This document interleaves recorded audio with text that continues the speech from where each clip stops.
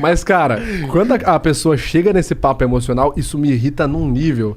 E aí eu acho que é foda, porque eu começo a entrar numa de prioli e falo, tá, qual a evidência que você tem?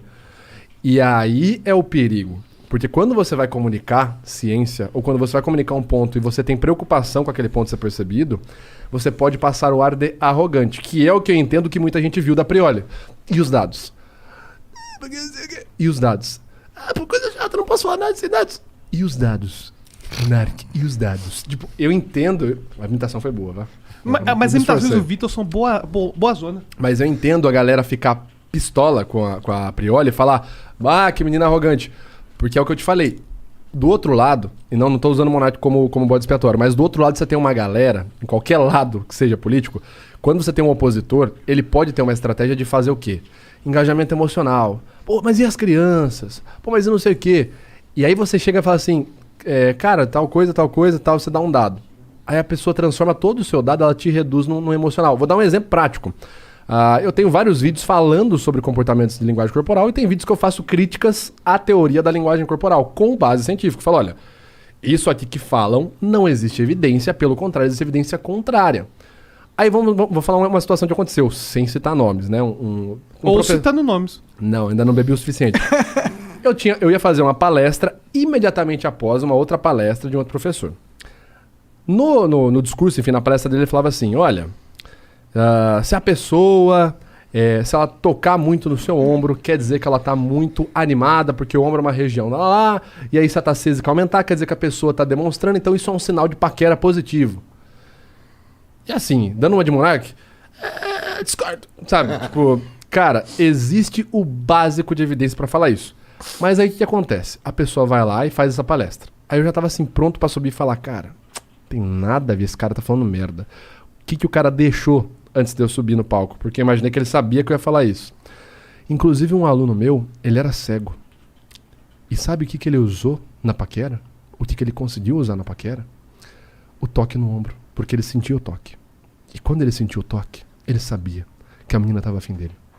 E por isso, esse aluno meu, que era cego, conseguiu ter sucesso e se casar com essa moça. Caralho. Aí eu subo e falo, porra, essa porra não funciona, não tem cientista. Ah, que arrogante do caralho. Você não tá nem aí pros cegos, seu merda?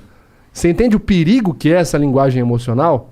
O cara te levar no papo emocional? Porque aí você vai lá e fala assim, foda-se o cego. Né? Eu não vou falar isso, obviamente, né? Pô, esse cara que não se enxerga, tipo, eu não vou falar isso. Eu vou falar assim, cara, não existe evidência pro que esse cara tá falando. Mas aí eu sou transformado automaticamente no Vitor que não tá nem aí com o cego, porque a experiência pessoal do cego não conta? E aí, Vitor? E, consequentemente, isso valida a ideia do cara que não tem validação nenhuma. Você entende o perigo, cara? Bom, no caso do Monark, ele tinha razão, realmente. E detalhe, essa situação da Prioli é muito boa. Eu posso defender o meu amigo Monark? Duvido. Na verdade, Monark, ele tava fazendo uma coisa interessante que é o seguinte.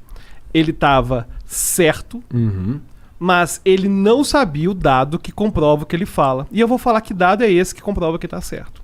Existe um exame internacional chamado exame PISA, que é o exame internacional do nível médio. E o Brasil sempre, incluindo o período do PT, sempre esteve. Já falei mal do Bolsonaro, agora tô falando mal do PT. É isso mesmo, político tem tudo que se fuder. Exatamente. É no rabo dele, né? Olha só, aqui não entra nada não, filho. Ou seja, quando a gente pega as notas do Brasil no exame PISA, são sempre terríveis. A única coisa que faz o Brasil sair de último é quando coloca mais país mais pobre que o Brasil pra fazer o teste. Aí fica em penúltimo, fica em antepenúltimo.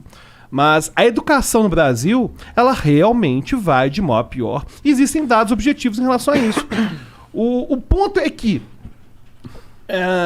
surgiu uma disputa acerca do argumento. Eu concordo que é importante ter dados, mas eu não sei, me pareceu um pouquinho deselegante na casa do amigo, sabe? A gente chegar e fazer, cadê seu dado, Monark, sabe? Foi o que eu falei, tipo... Nossa, eu me amarrei. Passa aquele ar de arrogante, eu tava sentado naquela cadeira ali. Na casa do assim, colega, casa do colega. Eu tava bem assim, ó. Casa do amigo. Fumando meu vape, olhando aqui assim. Caralho, o Monark ficou puto. Mas o Monark, esses dados do PISA realmente existem. Não, a gente deu mole porque, porra, era só falar assim, qual é, Jean? Vem Puxa os dados porra. aí, Mas na hora ninguém pensou nessa porra. Sabe, mas aí gerou cortes bons. Vou te ensinar como quebrar uma estratégia dessa da Prioli.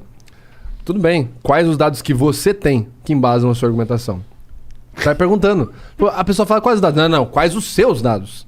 Você tá na minha casa, pô. Você me deve satisfação. Sabe aquele jogo dos barbichas? Só perguntas? Pergunta. Qual é o seu dado? Por que você quer saber? Não, porque eu quero... Ah, respondeu, se fudeu. Aí a pessoa caiu na dela, entendeu? Mas esse dado...